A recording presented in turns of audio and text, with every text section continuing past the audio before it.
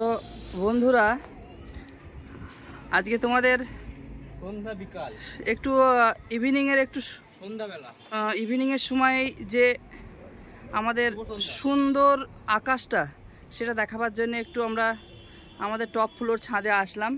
এই যে ছাদেই আছি, তো এই দিকটা নর্মালি আছে, যেমন নর্মাল হয়। কত সুন্দর পরিবেশ। ওখানে আমাদের একটা টাওয়ার আছে, তো এই দিকটা একটু মেঘলা আকাশ আছে।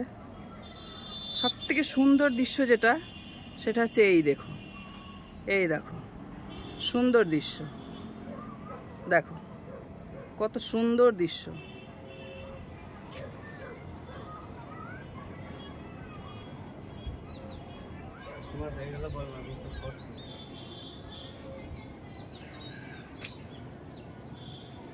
দৃশ্যটি দেখে খুবই ভালো লাগলো।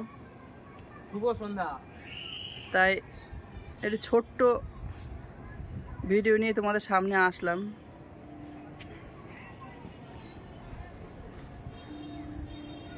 যারা এরকম মনোরম পরিবেশ পছন্দ করো, তারা অবশ্যই ভিডিওটিকে লাইক করো।